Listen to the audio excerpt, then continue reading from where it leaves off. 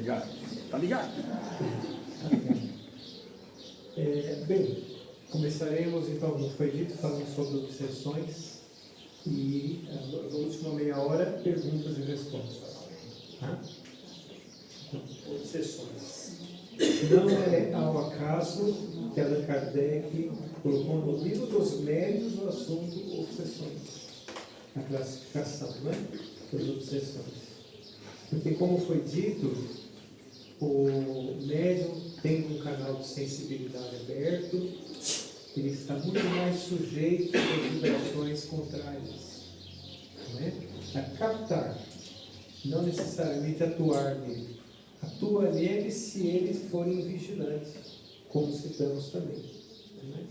Se ele for assim uma pessoa, além de ser vigilante, indisciplinada com a mediunidade, assim por diante. Então, é muito importante quando uma pessoa chega com uma entidade ostensiva no centro, não colocá-lo logo para trabalhar. Tem que passar por todo o processo de fisioterapia, de passes, de evangelho, né? Para quê? Para a própria segurança do médico. Certo? A própria segurança do médico. Então, quais são as obsessões? Vamos falar aqui rapidamente, para nós termos uma ideia. Primeiramente, falamos do ambiente dos umbrais, né? Os ambientes do umbral não está ali longe, não está muito perto, inclusive sobreposto sobre a terra, em muitos lugares, né? Então, tem espíritos que vêm para conosco, voltam para o umbral e vice-versa. E tem aqueles que permanecem naquelas regiões ali, certo? Estão juntos graças à afinidade vibratória, ondas mentais, né? Eles estão próximos uns dos outros graças à afinidade vibratória. As afinidades se atraem, certo?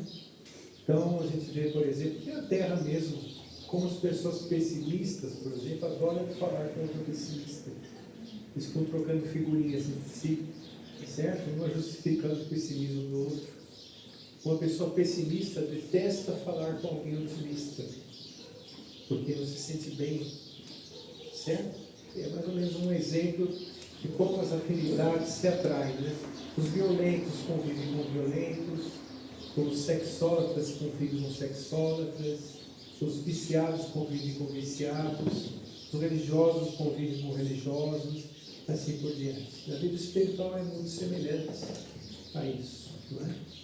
E aqueles que já estão mais espiritualizados na vida espiritual, eles se aproximam daqueles que estão enfermos da alma, como eles dizem, né? Estão enfermos, porque nós sabemos que os nossos equívocos, todos eles são provisórios. É a imaturidade do espírito, à medida que o espírito vai se amadurecendo, vamos deixando os nossos equívocos para o lado. Gosto sempre de citar uma frase de Paulo de Tarso, na carta aos Coríntios, quando ele diz assim: quando vier o que é perfeito, o que é imperfeito desaparecerá. Então, o mal é provisório, o mal é espalhafatoso, o pensamento de desamor também é provisório. Todos esses espíritos imperfeitos que nós observamos encarnados e desencarnados estão numa condição provisória. Eles serão espíritos felizes um dia, porque a fatalidade de todos nós é a felicidade dentro da escala evolutiva. Porque as imperfeições geram efeitos, certo? E esses efeitos nos fazem sofrer. E quem gosta de sofrer? Todas as pessoas querem se sentir bem, não é? Então, à medida que a pessoa vai descobrindo novas formas de vida, de pensamentos, de sentimentos, isso vai dando uma paz interior e a pessoa quer seguir nesse caminho. Então, isso aí está no capítulo 3 do livro Gênese, de Allan Kardec, intitulado O Bem e o Mal. Lá os Espíritos disseram assim, para Kardec, que Deus coloca o bem ao lado do mal. Quando a pessoa se esgotar de fazer o mal, ele vai naturalmente para o bem. Ou seja, é um caminho natural de todos nós. Agora, Os espíritos que ainda estão muito empedernidos, estão muito presos ainda a essa situação, próximos à Terra, atuam nos encarnados de mesma vibração. Por isso que nós vemos na Terra muitas guerras, muitos tumultos, muitos conceitos enfermiços, né? Certo? Mas tantas, hoje em dia, então, cada coisa que a gente vê que parece ser brincadeira até, né? A gente nem acredita, certo? Vocês já viram, por exemplo, só um parênteses que eu vou abrir aqui, aquela situação que a pessoa julga ser um animal e se comporta como um animal? Isso é uma subjugação das mais terríveis, das mais terríveis. Tinha uma menina uma moça que se julgava ser um cachorro. Ela se comportava como um cachorro, latia, andava igual um cachorro em casa. Aí o pai dela pegou uma gamelinha de ração, colocou no quintal, fechou a porta, e eles começaram a jantar gostosamente lá, e ela com a gamelinha no quintal. Passou a obsessão dela. Desistiu do intento de ser um cachorro. Não é? Então veja que interessante, nós estamos numa situação de queda de valores. Os valores humanos estão decaindo um pouco, mas é próprio da transição. Por isso que nós temos que nos manter firmes, sempre com Jesus. Sempre com Jesus. Aí não tem jeito. Certo? Nunca a humanidade necessitou tanto de Jesus como agora. Nunca. Então nós precisamos, nesse processo que nós observamos durante essa época espiritualmente histórica que estamos vendo, nós temos que nos manter firmes. E as questões das obsessões, nós espíritos, temos que ficar muito atentos. Então, quais são as obsessões? Tem aquela obsessão chamada obsessão simples. Obsessão simples é mente a mente. Então, uma queda de padrão vibratório, e os espíritos que estão perto se aproveitam desta queda de padrão vibratório e colocam pensamentos, ideias e vibrações para que você atue como ele. Certo? Então vamos supor, nós estamos caminhando felizes e contentes pela Terra. Uma pequena contrariedade, nosso padrão vibratório já pesava. Aí nós atraímos alguns fantasmas psicológicos no momento ali, pessimismo, derrotismo, intolerância, que aumentam o nosso problema. Então, melancolia, não faltam espíritos melancólicos por todos os lados. Orgulho, não faltam espíritos orgulhosos, não faltam espíritos agressivos, viciosos, que se aproveitam até da invisibilidade para poder, Allan Kardec falou isso, para poder colocar no seu sistema, certo? Então, perturbações simples, fruto de invigilâncias.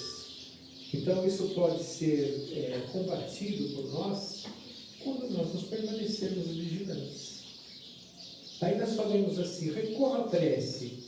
Você não tem condições de fazer prece o dia inteiro, não é?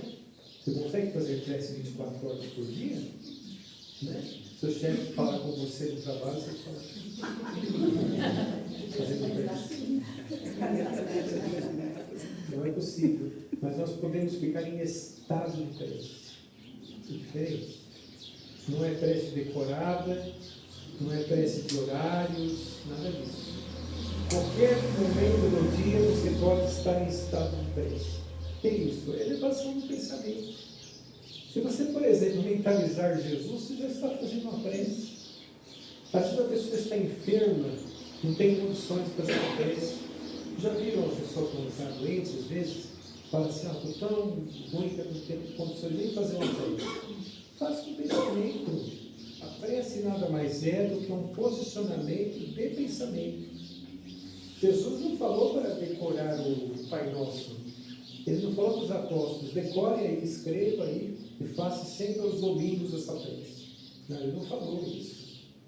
A prece é um posicionamento mental, a maneira como você vai elevar o seu pensamento, para que você permaneça em estado de prece e vigilância. Isso você pode fazer. inclusive com as suas condutas, certo? As suas condutas que traduzem o seu estado mental naquele momento. Tá? Então é a forma de se proteger. Obsessão simples, a obsessão passageira, fruto da invigilância, que pode ser combatido com a elevação do pensamento, com a modificação de condutas, assim por diante. E esses espíritos que fazem isso não necessariamente têm um vínculo com nós. Nos encontram pelo caminho com uma vibração semelhante, então eles se vinculam a nós. Certo? Outra obsessão, essa mais voltada para a mediunidade. Fascinação.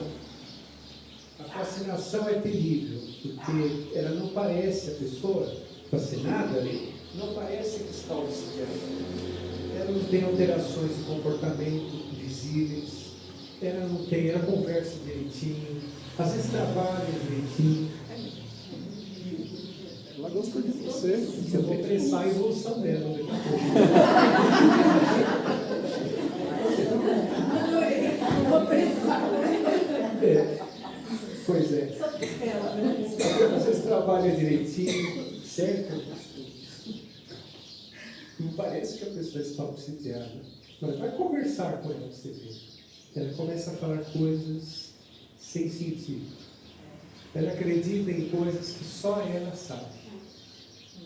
Ela perde um importante instrumento de equilíbrio, que é o discernimento. Então, a fascinação acaba com o discernimento da pessoa. Olha que coisa grave. Imagine a mediunidade como é importante o discernimento. Muito importante, porque você vai avaliar, inclusive, o que você está recebendo, o que você está vendo, assim por diante. Tem casos de fascinação que eu já vi muito graves, porque tanto a passageira quanto a fascinação, se não forem bem cuidadas, bem tratadas, podem agravar e se transformar em outra obsessão. Não é? Mas eu já vi casos muito difíceis. Por exemplo, uma vez eu fui chamado por uma família para atender, era até amigo meu. Ele era um médium fascinado. Tinha uma mediunidade muito exacerbada, mas ele não tinha vigilância nenhuma. Ele nem frequentava nenhum lugar, ele utilizava a mediunidade, inclusive em sua casa. Queria abrir um parênteses para falar nisso. Né? Você fazer um trabalho de desobsessão em sua residência é o mesmo que fazer uma cirurgia cardíaca num posto de saúde. Não tem condições nenhuma, nem para a internet. Porque a casa espírita é preparada para receber um trabalho de desobsessão. Vocês viram aqui a sala de desobsessão de vocês? Percebam que no dia da desobsessão é uma energia diferente da energia do salão, da energia da sala de passes, é uma energia diversas, diferentes, certo? Então, o que acontece? A fascinação desse moço fazia com que ele ficasse embaixo da cama dele, sem roupa, quase 3 dias lá. A esposa me chamou, certo? Eu fui lá, conversei bastante, fiz o evangelho naquele lugar, ele saiu debaixo da cama, tirou com a roupa, mas permaneceu num estado meio catatônico ainda um bom tempo. Aí se libertou da obsessão que ele estava sofrendo. Começou com uma fascinação, se transformou numa subjugação. Olha que coisa difícil. O terceiro tipo é uma subjugação, que muitas pessoas chamavam de possessão, pois o nome possessão não é o nome certo, porque o espírito não toma posse de você, ele subjuga mesmo, né? Você perde seu eu. E tem 2 efeitos da subjugação. Tem um efeito físico, a pessoa adoece. Já viram aquelas pessoas que adoecem e ninguém descobre o que é? Certo? E tem efeitos morais. A pessoa assume a moral do espírito que está subjugando. Então vejam como é grave as obsessões, né? Elas são graves. A fascinação é muito mais própria para a mediunidade. Os médiuns fascinados são muitos. E os espíritos fascinam o médium trabalhador ali também, né? Então, por isso que a vigilância é importante, o estudo é importante, sempre muito importante. Recorrer à prece, muito, muito, muito importante. Certo? Porque o que os espíritos fazem? Eles incitam ideias erradas para o mundo. Certo? Coisas fantasiosas. Já vi um caso uma vez que falaram assim, olha, eu sou médium, eu olho para as nuvens e vejo o Dr. Bezerra de Menezes nas nuvens. É fácil ver Bezerra de Menezes nas nuvens, a barbinha branca, tudo, né? Certo? É uma fascinação. Outra vez me falaram assim, está vendo a árvore que tem essa árvore bonita? Eu gosto muito de plantas, eu escolhi ter sido jardineiro como encarnação. Eu tenho uma planta ali, né? Que árvore bonita, um ipê amarelo, mas um amarelo bem vivo, né? Ela falou, então, essa árvore foi Meimei que plantou. Eu fiquei pensando, por que Meimei ia sair das esferas espirituais e plantar um ipê? Não é? Vejam, a pessoa, os dirigentes entram numa espécie de fantasia e às vezes coletiva. Já vi casas espíritas inteiras fascinadas. Inteiras. Uma vez eu fui fazer uma palestra numa casa, terminei a palestra, não é? E aí todos ficaram em roda. Eu pensei, ai meu Deus, todos em roda, não é? Deram as mãos. Eu fiquei lá, estou observando, né, o que ia acontecer. E o médium falando assim, o dirigente da casa, todos de boca aberta. A essa eu me recusei, não fiquei. Aí no final eu perguntei, né? Por que a boca aberta? Para os fluidos entrarem pela boca. Viram isso? Como o médium vocês viram como a fascinação é difícil, né? O grupo inteiro acreditava nisso. Uma história fantasiosa, uma história que não tem sentido, e falta de estudo doutrinário, né? Imagina o fluido entrar pela boca aberta. Não tem sentido, o fluido é geral, né? Não entra por lugar nenhum, certo? Então é importante nós vermos, nós sentirmos como a fascinação prejudica. E o médium que fascinado, às vezes ele se julga assim um missionário tão grande que ninguém está à altura dele. Então ele seleciona as pessoas que ele conversa, ele seleciona os assuntos, que é uma característica da fascinação. Ou então, por exemplo, o médium vai na desobsessão. Vai lá na desobsessão. Chega lá e ele recebe sempre o mesmo espírito comunicante.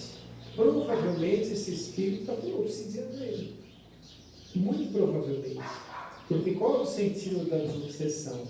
Socorrer. Socorrer. Não é?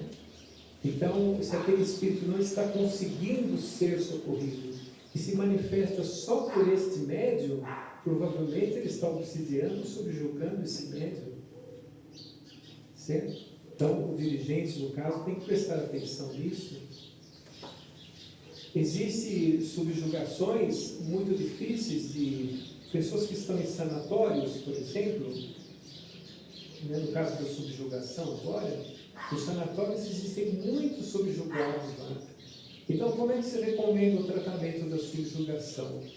Clínico e espiritual. Porque geralmente as subjugações são acompanhadas de transtornos mentais do espírito. Então é necessário acalmar ali a química cerebral, equilibrar a química cerebral e aí começar a tratar espiritualmente a subjugação. Todo transtorno mental fica muito vulnerável às obsessões, certo? Porque existe ali... Eu vou abrir um outro parênteses para falar a respeito disso. Vocês sabem que a pessoa desencarna não é porque o espírito sai do corpo. Ele desencarna porque o corpo já não consegue mais sustentar o espírito. Então, ocorre uma perda de vitalidade e o espírito começa a se desprender do corpo físico, não é? No caso dos transtornos mentais, o que não está funcionando certo? O cérebro, a química cerebral, certo? Então tem também uma pequena deslocada no perispírito que faz com que a pessoa fique mais vulnerável às obsessões, certo? Isso ocorre também. Então ocorre tanto na mentalidade mal empregada, quanto também nos transtornos mentais não tratados. Quando a pessoa trata, o cérebro começa a funcionar certo, e aí a pessoa pode se libertar, inclusive, de uma subjugação, quando tem um transtorno mental. Não é? Então vejam como é complexo isso, né? A atuação. Qual que é a característica do espírito obsessor? O espírito obsessor geralmente quer viver por você. Ele quer te dizer o que você deve fazer. Faça isso, faça aquilo, você conseguirá aquilo. Né? Os benfeitores não. Os benfeitores querem que você saiba viver. Eles te ajudam a você mesmo vencer os seus compromissos reencarnatórios. Então eles te dão mensagens consoladoras, mensagens de esperança, mensagens instrutivas, para que você mesmo abasteça o seu coração e consiga resolver os problemas, os compromissos reencarnatórios que são seus, não é de mais ninguém. Entende? Então é uma diferença dos obsessores para os benfeitores. Allan Kardec falou uma frase muito simples, mas que fala bastante a respeito disso. Os bons espíritos trazem bem-estar, os maus espíritos trazem mal-estar. Então, quando a pessoa tem uma ideia obsessiva, um pensamento obsessivo, o nome mesmo já diz, certo? Te incita a algo que não é do seu comportamento, ou em algo que você te leva à queda. Por exemplo, os espíritos obsessores são muito comuns dizerem assim: você não serve para nada, você não presta para nada, você não sabe fazer isso, você aquilo, e julgam, certo? Porque eles mesmos têm um sentimento de vitimismo muito grande. Isso está lá em André Luiz, nosso lar. André Luiz sendo instruído por Clarencio a respeito da característica dos obsessores lá, um vitimismo, que é um dos piores sentimentos que uma pessoa pode ter, não é? Ai, que dor que eu estou, que dor que eu estava, que dor que eu estarei. A pessoa não sai daquela roda dolorosa. O pior doente é aquele que gosta da doença, não é? Assim como aqueles que vivem no passado, nunca se conformam com o presente, que vivem lá atrás, vivem com o passado. Então nós temos que administrar o nosso pensamento de uma forma para nos libertarmos das nossas imperfeições. Aí você estará se libertando das obsessões. Aí no caso do médium, que está muito vulnerável devido à sensibilidade, ele deve ter o horário certo para as comunicações, sabendo que ele será médium 24 horas por dia, mas ele tem que ter o horário certo para as comunicações. Ele mesmo disciplinar as comunicações, porque nós somos donos do nosso interior. Nós é que comandamos o nosso interior. Então você pode disciplinar as comunicações. Às vezes os espíritos têm ânsia de se comunicar, certo? E você deve disciplinar. Na hora certa, no momento certo, você vai se colocar à disposição para a comunicação mediúnica. É comum o médium sentir a presença do espírito que vai se comunicar à noite? É comum, mas ele não deve se influenciar com ele antes da hora apropriada. Ele deve se manter firme na prece e na vigilância. No momento certo, sim, porque a desobsessão é cercada de muito amparo, de muita proteção, sabe? E o médium que passa pela desobsessão, ele não deve sair de lá falando o que aconteceu lá dentro, certo? Ele tem que ir igual o médico. O médico não vai falar para todo mundo que passou na consulta, não é? O médico também ele tem que esquecer o que aconteceu lá, mesmo porque tem vínculos e ligações mentais também que podem continuar obsidiando o médium, certo? Então, o médium disciplinado, ele tem que sair do trabalho de obsessão bem. Se ele está saindo perturbado, é porque tem algum problema. Tem que olhar, ou tem que se tratar, ou tem que ser instruído, ou tem que ser assim, indicado o que está acontecendo. Isso pelo dirigente. Porque uma outra característica é o médium que não, vamos dizer uma palavra aqui, que não obedece às diretrizes da casa. Tudo que existe na casa espírita foi pensado, foi testado, foi uma oficina de trabalho. O médium precisa adaptar à casa, não a casa ao médium. Isso é muito importante nós observarmos, né? Então tem muita gente querendo fazer um espiritismo meio à moda, né? Meio chegar e já fazer do jeito que acha que tem que fazer. Não é assim. E exatamente os trabalhos é para disciplinar a mediunidade. A prática mediúnica, né? É responsabilidade do dirigente, é responsabilidade do dialogador dos trabalhos também. O que se recomenda no trabalho de desobsessão são 2 comunicações no máximo, por médium. Mais do que isso, já entra numa certa perturbação. Certo? O Chico Xavier, quando apareciam no Centro Novo, no centro recém-fundado, ele falava sempre para a pessoa assim, falou, olha, desobsessão 2 anos depois só. Primeiro vamos fazer um grupo unido, vamos estudar juntos, vamos fazer a vibração do ambiente, através do Evangelho, assim por diante.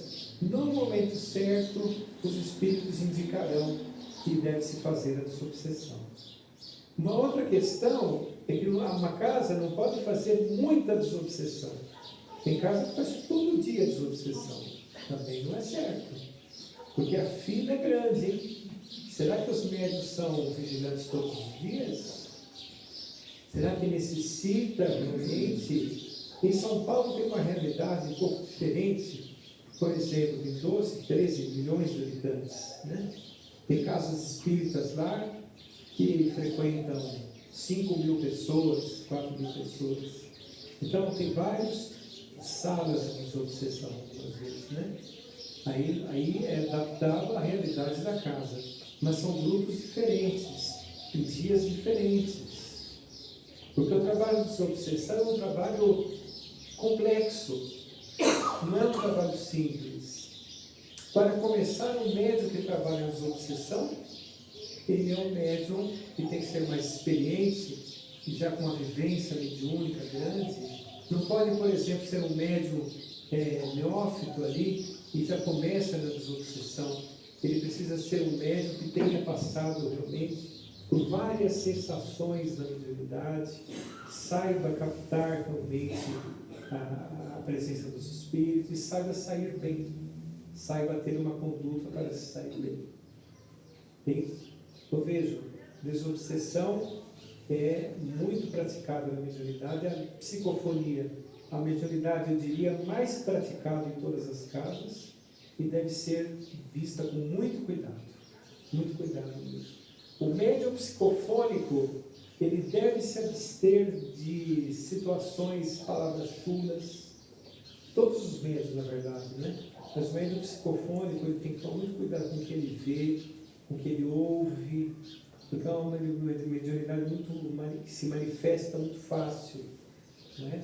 O médium de psicofonia fica com quadros mentais muito facilmente, então ele precisa muito criteriosamente ver os caminhos que ele anda.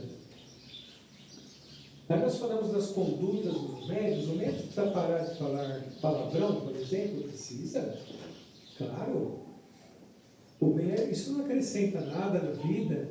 Nós temos que valorizar o aparelho vocálico dado por Deus para nós nos manifestarmos na Terra, porque é uma materialização da linguagem universal dos Espíritos, que é o pensamento, para nós nos manifestarmos aqui. Então o médium ele tem que se abster de palavras chulas? Sim. Dá para imaginar que os obsessores adoram palavreados chulos, né? Dá para imaginar. Eles não falam palavreados elevados. Não falam. Você quer ficar com a mesma sintonia que eles? É complicado. O médium precisa prestar bastante atenção nisso. Muita atenção nisso, porque os convites errados são muito grandes na terra. Jesus mesmo falou isso, né? Ele disse assim, que a porta é estreita e larga é a porta da perdição. Não disse? Então, por exemplo, tem muita gente falando palavrão? Tem. Não é? Bastante. Mas você vai com todo mundo ou você tem a sua personalidade? Você quer progredir espiritualmente ou você quer ir num mundo só? Você só quer só os efeitos do mundo. Então tem que cuidar dessa parte sim. Né? Os sentimentos e os hábitos simples, como por exemplo, por favor, muito obrigado, hábitos que estão sendo deixados de lado. Hein? O médium ele precisa ser gentil com as pessoas. Mas não só com as pessoas de fora, gentil com as pessoas de dentro da sua casa, por exemplo. A esposa fez um prato de comida, agradeça. Não é? Eu faço isso, não faço? Você tem que ser gentil, agradecer, não é? Pedir por favor para os filhos também, ensinar para os filhos condutas novas. Todo esse conjunto faz o médium ser um bom médium. Vejam que não é só ir à casa espírita, sentar-se a uma mesa mediúnica e pronto. É um conjunto de coisas. Isso é vivência mediúnica, não é? A mediunidade vai mudar a vida do médium? Vai, se ele souber agir da maneira correta, vai mudar para melhor. A grande maioria das mediunidades são de provas, a grande maioria. E tem as mediunidades naturais. Mas a mediunidade de prova, bem observada, bem estudada, bem compreendida, pode se tornar uma mediunidade muito eficiente e muito boa, certo? Onde a pessoa vai estar sabendo lidar bem com as suas provas, advindas do exercício da mediunidade. Então, meus irmãos, eu quero dizer que ser médium não é fácil no mundo de hoje, mas a casa espírita é um abençoado posto de socorro, é uma oficina de trabalho, uma escola de espiritismo, onde nós temos a condição de aprimorar o nosso pensamento nesse sentido, as nossas condições como médium, e atender cada vez mais. A maior alegria de um médium é ver uma pessoa adentrar-se pela casa combalida, aflita, desesperada, e com o tempo sair sorrindo.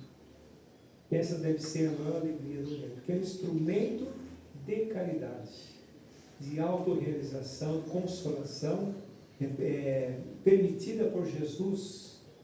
Jesus permitiu que o Espiritismo viesse à Terra para dar uma verdadeira conduta, um verdadeiro trajeto para a mediunidade, organizando a mediunidade e fazendo com que ela seja um instrumento de aprimoramento do ser.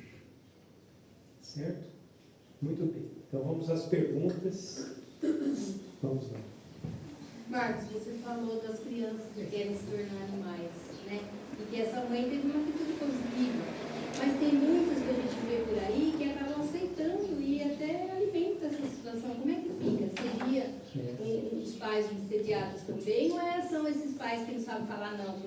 Muito provavelmente os pais também ou estão desorientados completamente, né? Porque tem isso também, às vezes os pais não sabem o que fazer, ou eles estão obsediados também, certo? Então tem as duas situações aí, uma situação muito grave nesse momento que nós estamos passando. Mas eu diria algo sem atavismo religioso, sem puritanismo religioso, é falta de Deus no coração. A pessoa que está com Deus, com Jesus, nosso mesmo, não cai nessas armadilhas, certo? Mário, você poderia falar um pouquinho mais sobre a questão da mediunidade de prova? Mediunidade de prova. Mediunidade de prova é assim, mau uso dos pensamentos, certo? Mal conduta dos pensamentos. Você tem a oportunidade psíquica de renovar seu psiquismo espiritual. Então, a mediunidade de provas. É como se ela fosse um remédio. Como se fosse um remédio. E você vai ter a oportunidade também de atender pessoas que você antes ignorava. Então tem situações que... Não tem nada a ver com de admissão. Não tem nada a ver com Nada. isso. E a unidade de missão é dura, né? É dura também, né? Mas a unidade de prova, o missionário da mediunidade, ele não sente que é uma prova. Ele sente a alegria de servir, né? Certo? Agora, a mediunidade de provas, que é a maioria, é para renovar a questão psíquica e também fazer com que você possa praticar a caridade com a mediunidade. Bom, como comentou aí sobre a quantidade de recepções que o médium deve ter, ou seria melhor ter, durante o trabalho de obsessão. Duas. Né? Aí me pergunto, é importante no trabalho de desobsessão essas manifestações ocorrerem uma de cada vez, para que todos participem dessa manifestação, ou ela pode ocorrer quantos médiuns tiverem, quantos doutrinadores tiverem na sala? Ao mesmo tempo. Ao mesmo tempo. Não se recomenda também a se comunicar ao mesmo tempo. Tem que ser uma de cada vez. Penso por quê? Para todos ouvirem E aprenderem e participarem, porque é um exercício de aprendizado para todos. Sim, tem sim. Então, e outra, é muito mais fácil manter o equilíbrio da reunião Com uma manifestação de cada vez, né? Eu já vi casos de que casas que a desobsessão é aberta ao público, com várias manifestações ao mesmo tempo, sabe? Conclusão, a casa ficou tão perturbada que quase fechou. A minha segunda questão seria, algumas casas fazem a questão, a exigência de que o assistido passe pelo trabalho de desobsessão, né? Ou seja, o assistido venha no dia da desobsessão, né? Às vezes não assistam à manifestação dos espíritos, mas esteja na casa no dia da desobsessão. Isso é necessário? Essa questão que o senhor citou é muito importante. Perdão. É assim, antigamente, as reuniões de obsessão, elas eram uma presença do obsidiado. Hoje a realidade é outra, inclusive pela quantidade, pelo tamanho das casas, por exemplo, né? Então, o que acontece? O ideal mesmo seria na sala ali a desobsessão e o obsidiado aqui ouvindo o Evangelho. Vai ser feito aqui. Aqui a gente faz assim. Então é perfeito. A pessoa, a nossa sala, a pessoa que está passando pelo tratamento, não são todos, porque se for um caso em que a pessoa não tem conhecimento nenhum, não tem equilíbrio, então não. Mas principalmente quando é trabalhador e tal, eles ficam aqui estudando, E né, a desobsessão lendo, e a desobsessão. Perfeito, E a esse é gente o faz jeito assim. correto de se fazer. Porque é assim, às vezes tem casos que põe o nome da desobsessão, por exemplo, da pessoa, e a pessoa Nem sabe. nem sabe. Ou se avisa para a pessoa à distância que ela deve ter uma certa conduta, pelo menos no horário da desobsessão, ou faz como vocês estão fazendo. Está perfeito. É isso aí mesmo. Sim? Na primeira parte você comentou que seria interessante que o dialogador não tivesse outras faculdades para poder trabalhar a intuição. Sim. Né? Suponhamos um exemplo de um médico que foi psicofônico há muito tempo e hoje a proposta é que ele seja o dialogador. Por uma necessidade da casa, que é um trabalhador escasso mesmo, né? Como equilibrar essas duas funções? Sim, os espíritos, eles contornam essa situação. Quando o médium psicofônico precisa ser dialogador, pode perceber que quando, no momento que ele é dialogador, ele não se manifesta. É porque os espíritos contornaram a situação. Eles podem diminuir um tipo de mediunidade e aumentar outro. Eles têm como fazer isso, entende? Mas é naquilo da mudança que você disse, Isso. que também muda com o Muda também, ao longo da vida mediúnica, vamos dizer assim, muda a mediunidade e os espíritos vão de acordo com o trabalho que o médium está realizando, na verdade, né?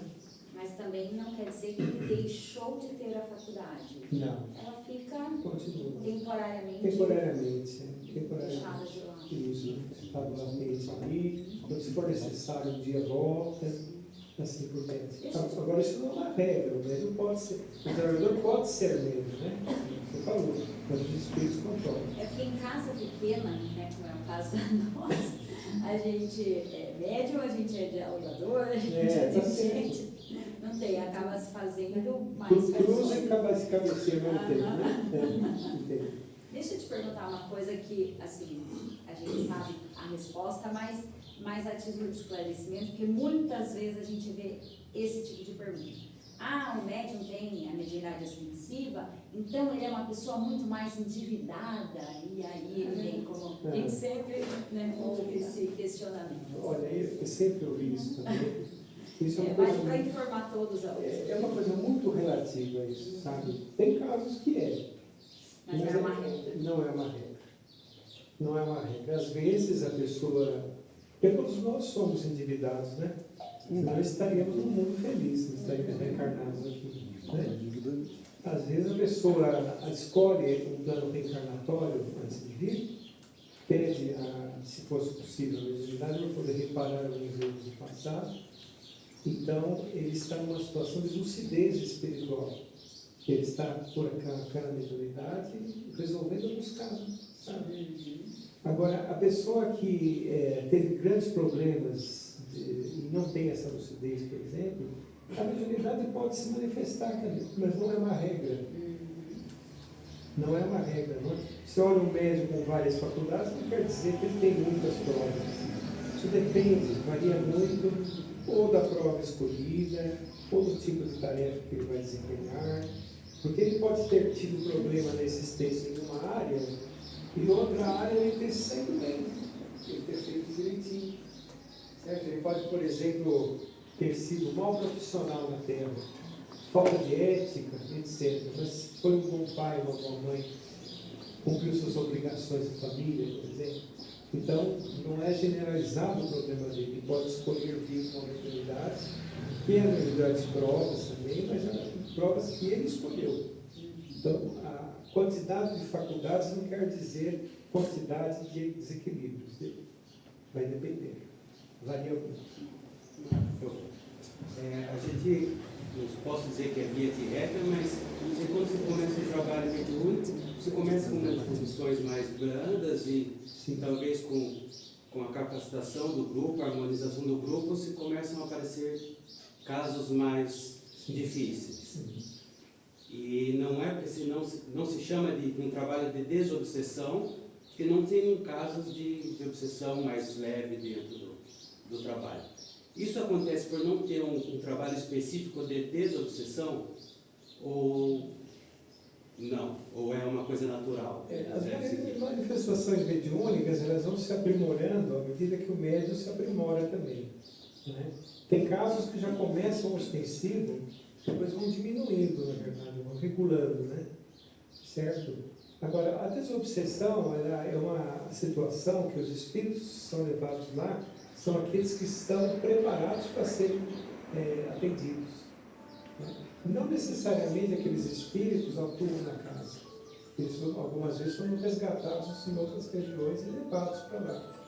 Agora, o médium ele vai controlando as situações, e a aproximação dos benfeitores depende muito dele também, certo? Então, não é necessariamente dependendo da desobsessão das manifestações mediúnicas.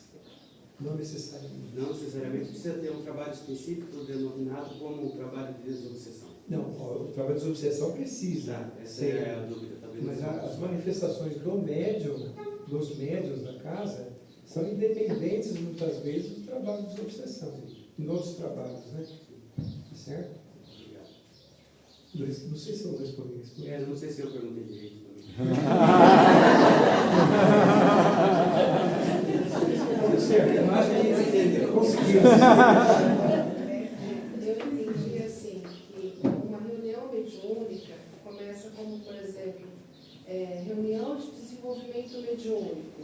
E aí começa. As manifestações que os médiuns têm são manifestações relativamente simples. E depois elas evoluem para uma manifestação de espíritos muito problemáticos. Como é que funciona isso? Aí entrar na desobsessão, né? É assim mesmo. Os espíritos eles vão regulando, eles vão trazendo casos assim. Se isso vai acontecendo porque o grupo vai melhorando ou porque está faltando um trabalho dentro da O grupo desobsessão vai paralela? melhorando, o grupo vai melhorando e acaba na desobsessão. Começa no desenvolvimento e termina numa desobsessão. Certo? Vamos imaginar um médico, né? Um professor médico. Ele vai dar para os estagiários os casos mais leves. E ele vai aprimorando o aprendizado deles. Assim.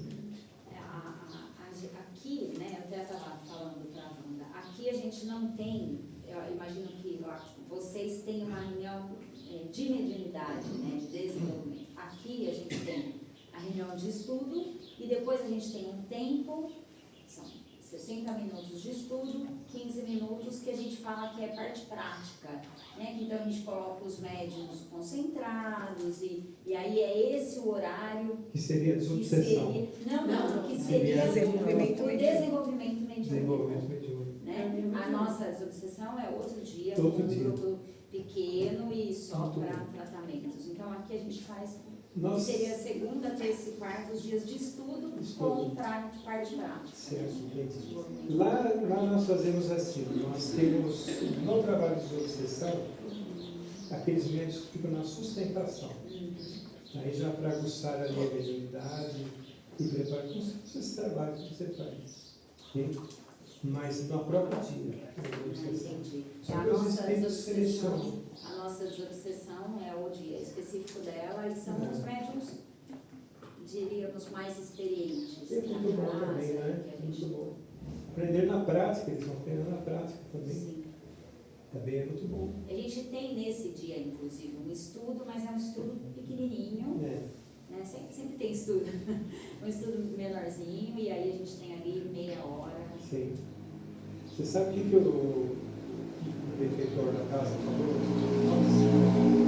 Nossa, ele disse o seguinte, tínhamos desobsessão toda semana. Aí começaram a ter alguns probleminhas essa desobsessão e desunião dos trabalhadores. Então, o que eles fizeram? Eles fizeram desobsessão a cada 15 dias. Os outros 15 dias, estudo sobre obsessões e desobsessão. A gente faz esse estudo. Na verdade, a nossa desobsessão, a gente tem uma hora. E a hora a gente põe como um estudo, né? Aí a gente tem um atendimento à distância. A nossa casa aqui trabalha muito com o auxílio dos índios. E a gente tem um atendimento à distância por orientação espiritual. E aí são duas partes. Essa parte de socorro à distância e depois a desobsessão em si. Que aí são as pessoas já internadas para aquele dia, né? Ótimo. A Cássia, só um minutinho, a Cássia aqui atrás. Dentro desse quadro, né, ele citou aí o grupo iniciante, vamos dizer, né? Daqueles que saíram do estudo, formaram-se um grupo, e aí os destaques, né, para essas mediunidades ostensivas ou vibratórias, e aí oscila-se, né? Aí nesse momento suscita os questionamentos das pessoas enquanto médiuns mais ostensivos e as complicações, é meu, não é meu, né? A situação, o que eu estou sentindo é verdadeiro, não é verdadeiro, então oscila nesse sentido. E passando esse primeiro momento e se permitindo que haja uma comunicação, né? E a princípio a gente incita que a pessoa, olha, fale e vamos depois analisar, né? Vamos passar por um crivo racional daquilo que foi dito.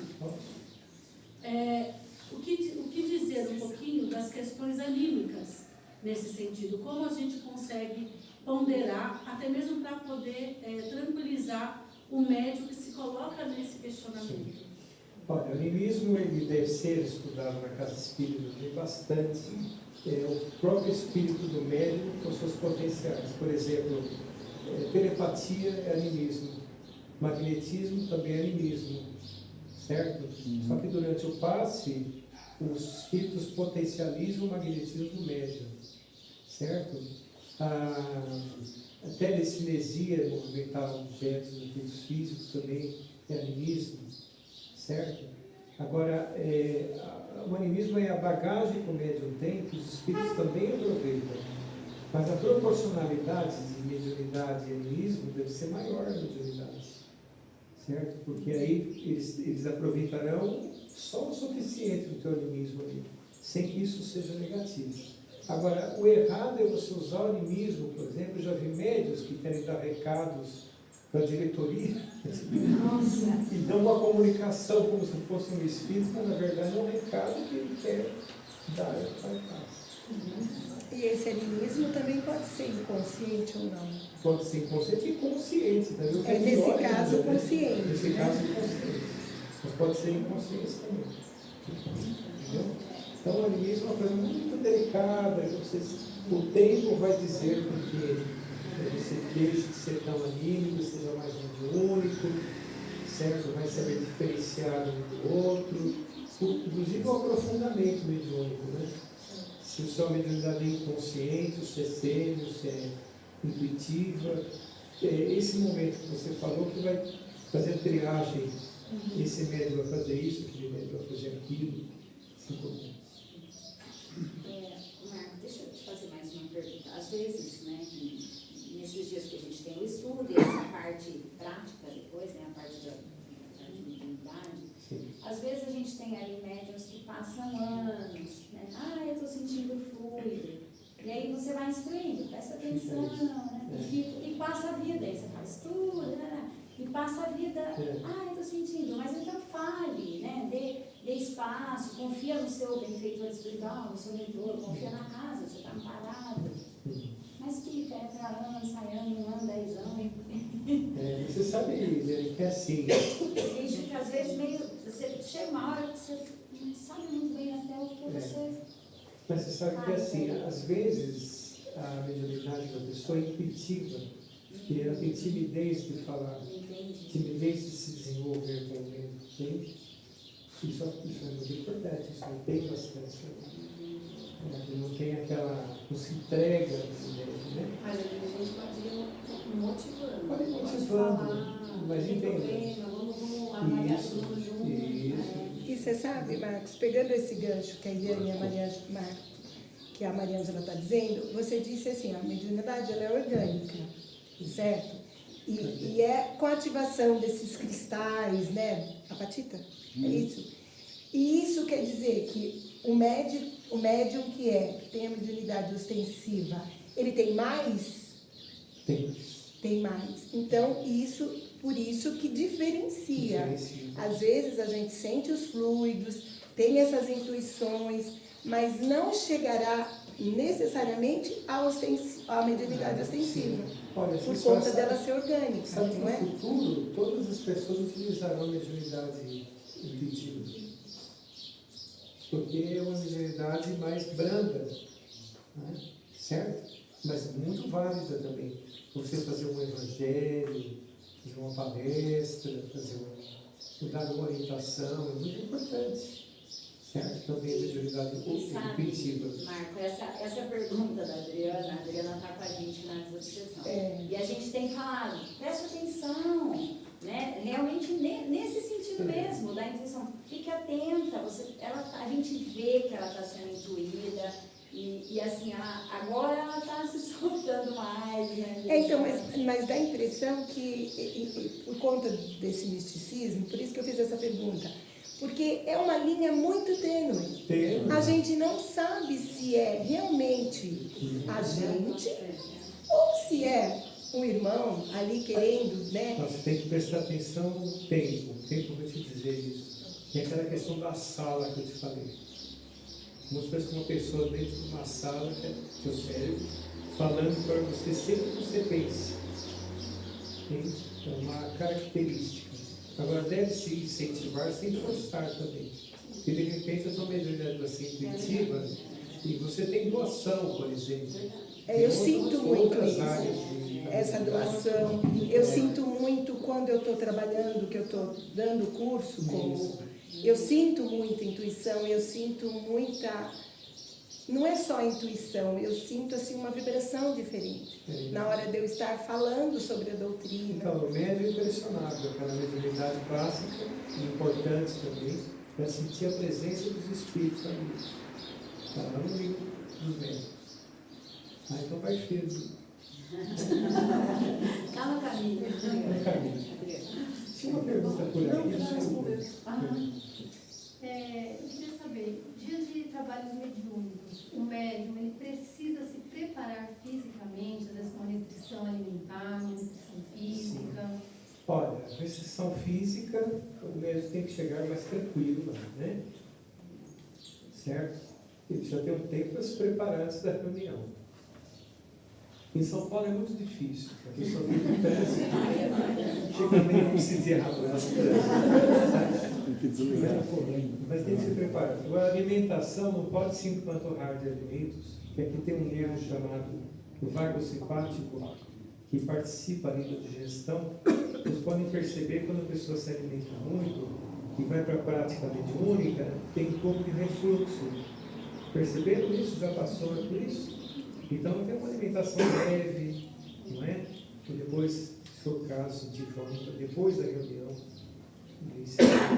E tem alguns centros assim, que eu já conheci que pediam para evitar comer carne, consumir cafeína durante o dia. A alimentação mais pesada é bom evitar, justamente não por nada, não, é por causa do efeito orgânico da mediunidade, não tanto do efeito do espiritual, mas por conta do efeito orgânico. Qual condição você vê que seria factível um jovem pertencer a um grupo mediúnico? Eu acredito, eu fui um jovem médio também, sabe? Os médios mais antigos me olhavam assim, ó. Eles não tinham confiança, né?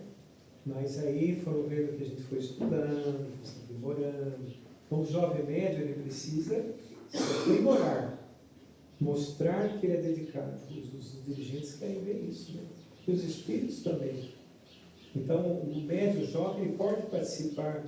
E pode, por exemplo, tem adultos que parecem crianças, tem crianças que parecem adultos, né? Tem jovens muito amadurecidos espiritualmente.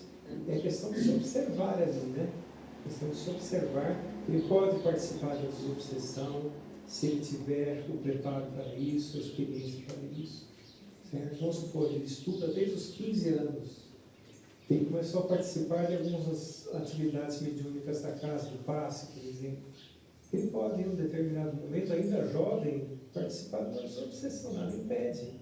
A idade nada impede disso, desde que ele tenha esforço próprio para isso. Eu não sou médico extensiva, é só para esclarecimento mesmo.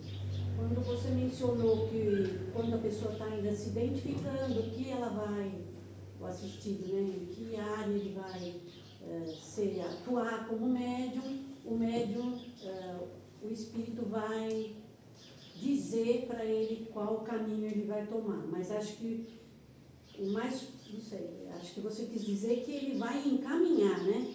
Ele não vai dizer diretamente, né? Ele vai, por exemplo, eu vou dizer uma característica da psicografia.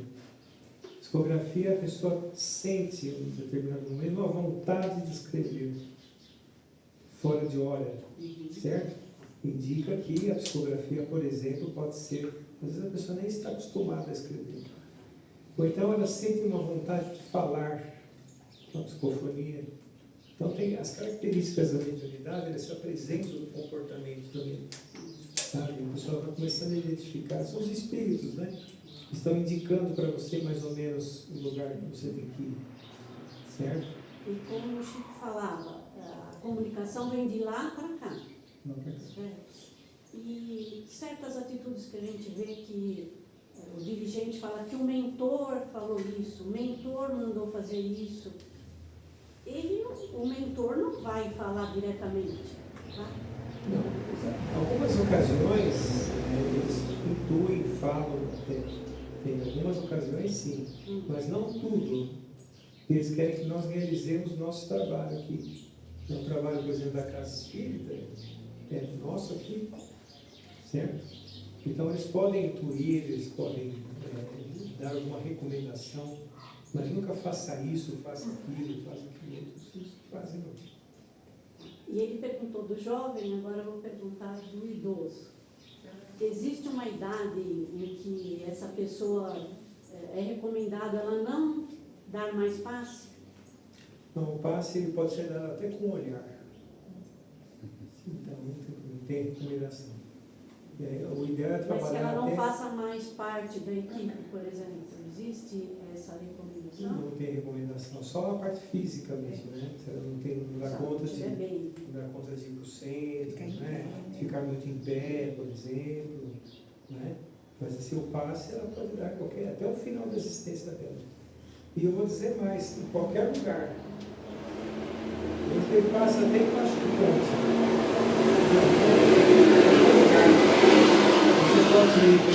Você pode ir, por exemplo, para o hospital da paz, pode visitar um enfermo na sua casa com passe. O passe, as mãos é mais para conduzir aqui. Mas você pode ficar parado na frente da pessoa, você está dando passe. Não precisa necessariamente nenhum trejeito, não. Posição de mãos. Quando não, pode também só ficar perto. Quantas vezes durante na rua, assim, você vê uma pessoa um pouco enferma, você não vai ficar assim para a pessoa, né? Na rua, né? Então você faz um passo silencioso, faz uma prece de uma oração, você faz um passo para ela. Marco, com relação à obsessão, você explicou que transtornos mentais não tratados, bem tratados, podem levar à obsessão. Né? O contrário, né?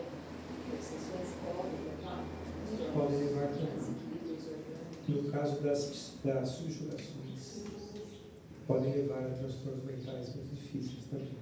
Porque, veja, vamos citar um exemplo aqui. A esquizofrenia. A esquizofrenia é um espírito, é um sentimento de culpa do espírito enraizado ali, que está se manifestando. Essa culpa vem do passado. Culpa essa que muitas vezes ele não conseguiu ainda administrar. Então ele reencarna sem surtos disso, e quando se aproxima às vezes um perseguidor do passado, que a subjugação geralmente é causada por um perseguidor do passado, né? Aí acorda um surto ali nessa questão de transtorno, entende? Então pode ser também, no caso das subjugações. Dentro disso ainda, Marcos, ela inicia como fascinação.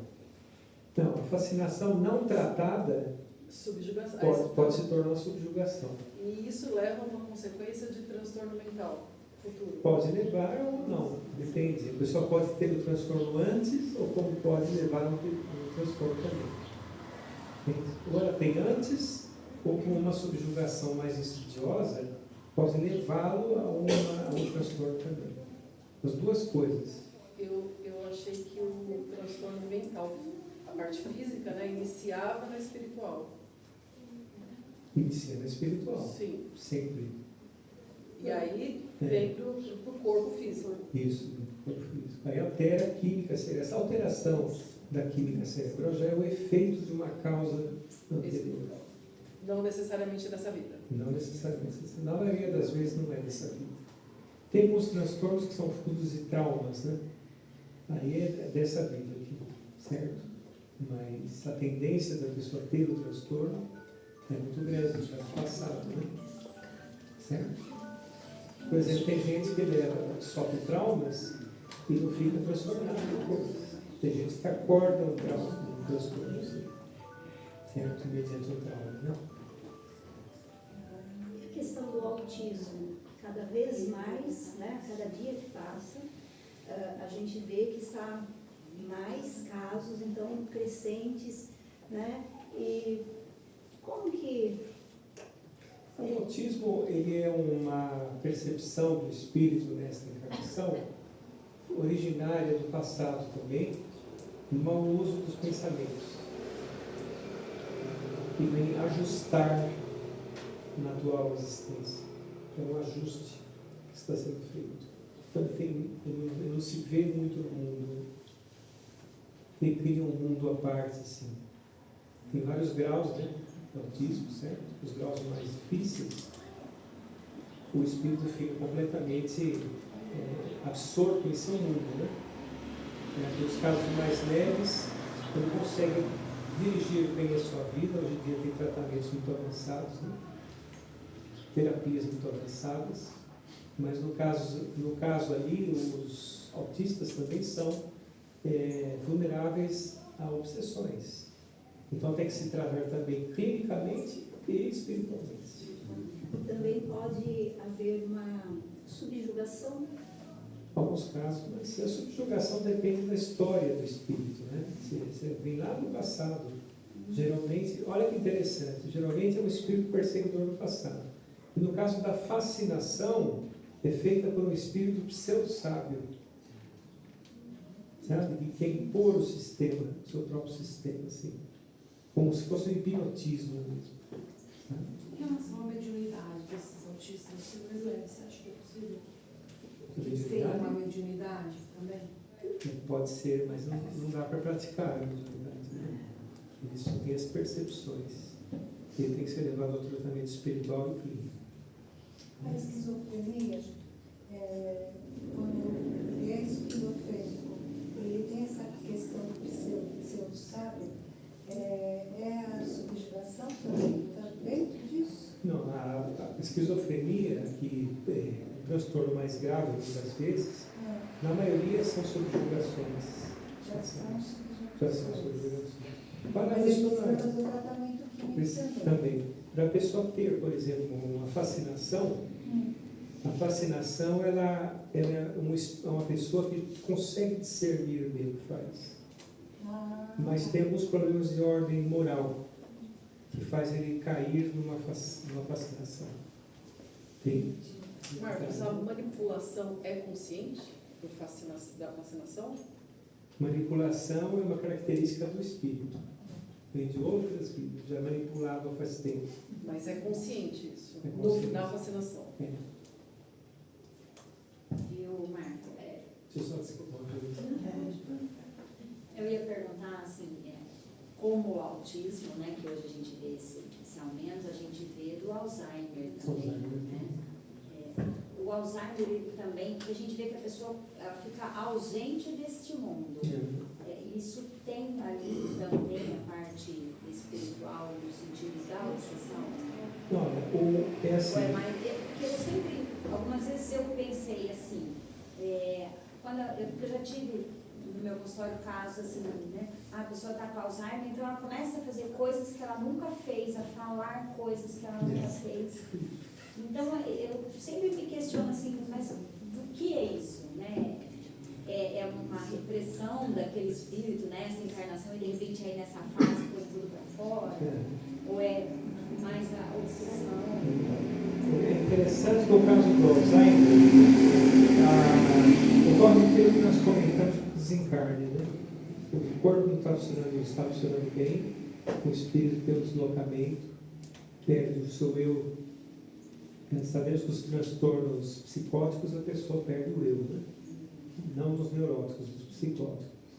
Mas no caso ali do Alzheimer, ele perde o seu eu, esse deslocamento faz ele ter remanescências do passado. Por isso que ele fala coisas sem sentido nessa vida. E é um resgate para a pessoa e para a família também. Isso para qualquer demência, né? Qualquer tipo de demência. Pode pegar na obsessão? Pode também. Mesma coisa, clinicamente e espiritualmente, o tratamento. A medicina no futuro vai unir as duas, a parte clínica e a parte espiritual. Por enquanto, eles estão correndo disso, mas eles estão no futuro próximo, irmão. Quando falo próximo, daqui uns 100 anos. É o próximo da espiritualidade. É o próximo da espiritualidade. Pronto? Pode falar. A pessoa chegou no centro espírita, se percebe que ela tem um problema, é ético, mas ela não veio procurar o atendimento fraterno, nada, ela só veio ao centro. É ético encaminhá-la para o tratamento fraterno, se percebeu alguma coisa? Um problema ético de comportamento, não, sim. De você tomar a iniciativa de dizer para ela, você passa no atendimento fraterno que você está... O primeiro na casa espírita é o acolhimento, né? O acolhimento é tipo uma triagem para o atendimento fraterno. Então, a pessoa encaminhada para o atendimento fraterno, a pessoa que atende no atendimento fraterno, ela deve também caminhar para o médico, se necessário. Entende? Porque muitas vezes eu encaminhei para psiquiatras e psicólogos as pessoas que passaram, porque o tratamento duplo é muito importante. Nós estamos encarnados, não é? Então, o tratamento tanto no médico quanto no espiritual. Os dois caminhando juntos, causa e efeito, vai dando resultado. Mas se a pessoa ainda não percebeu, ela pode se melindrar, né? Ficar magoada que você... Encaminhou para o atendimento fraterno? Não, Já? tem que falar, é só dizer as etapas que a pessoa tem que fazer, né? Nós vamos tratar de você, né? Vamos se encaminhar para o atendimento fraterno, você pode se abrir no atendimento fraterno, pode ficar tranquila, você vai receber as orientações. Aí, se a pessoa não aceitar as orientações, aí já é livre-arbítrio dela, né? Como chegou uma vez uma senhora para mim e disse assim, ela me olhou meio estranho, assim, eu quero falar com o Espírito. Você está falando com o Espírito. Você está encarnado, mas é um Espírito, né? Eu falei, não, mas aí, o que o senhor quer dizer sobre minha vida? Eu falei, nada. A senhora que sabe sobre isso aqui. Aí, ao final, perguntou, quanto é? Eu falei, nada. Também nada, né? Então, vejam, ela estava acostumada com o quê? A seguir esses falsos profetas, como se fala, né? A seguir esses pitonistas modernos, né? Certo? Que dão respostas prontas. Na mediunidade não pode dar respostas prontas. O pessoal precisa. Sabe qual que é o atendimento fraterno ideal? Não é quando a pessoa sai alegria do atendimento fraterno, quando ela sai um pouco preocupada. Esse é o atendimento fraterno ideal. Fico pensando qual esforço a gente teria que fazer para levar um tema desse para o público em comum. Por quê? Na depressão grave, dá para ver subjugação. No tirano doméstico, dá para ver fascinação.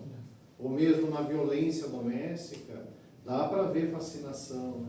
O quanto isso ajudaria o público em geral, tendo contato, e não só no nicho da mediunidade em si, dentro do exercício. Né, ah, seria maravilhoso, né?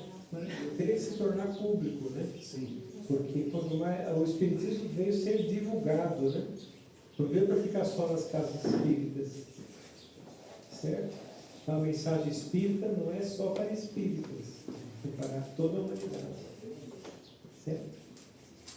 Como você disse que você trabalha com cura, qual é a sua opinião a respeito dessas casas que fazem cura online, assim, à distância? Porque hoje em dia a gente vê, às vezes, algumas casas que praticam, que passam para a pessoa um preparo, né? Você acha que é possível? O tratamento à distância é possível e é feito bastante. Tá? A pessoa às vezes não tem, por exemplo, não tem condições físicas de ir ao centro. Então você também não tem condições físicas de ir até ela. Então o tratamento é feito à distância. O tratamento. Agora, se usam muitas fantasias, né? Roupas especiais, aventais, macas, não é necessário nada disso. Nada disso. O tratamento é feito no perispírito. Simplesmente isso. Né? E eu fiquei imaginando, tem uns que colocam jaleco, né? O jaleco o médico usa para não sujar a roupa. Não é verdade? Então não tem por que ter jaleco para dar passe. Entende? Então precisa prestar atenção nisso. Né? Muito isso. Certo? Ótimo. Muito obrigado, gente, pela atenção. Fiquem com Deus. Até a próxima. Nós vamos fazer uma prece agora. Uma prece. Tem muito a ver com o momento que nós estamos passando aqui. Vou fazer uma prece psicografada por Francisco Cândido Xavier, do Espírito José Silveira Horta, que está no livro Parnaso de Aventura, do Chico. Pai nosso que estais nos céus, na luz dos sóis infinitos, Pai de todos os aflitos deste mundo descarcéus, santificado seja o teu nome sublime, que em todo o universo exprime ternura, concórdia e amor. Venha a nós o teu reino de bondade, de paz, de claridade na estrada da redenção. Cumpra-se seu mandamento, que não vacila nem erra, nos céus como em toda a terra, de lutas e sofrimento. Livra-nos de todo o mal, dá-nos o pão no caminho, feito na luz do carinho do pão espiritual. Perdoa-nos nossos débitos tenebrosos, de passados escabrosos, de iniquidade e de dor.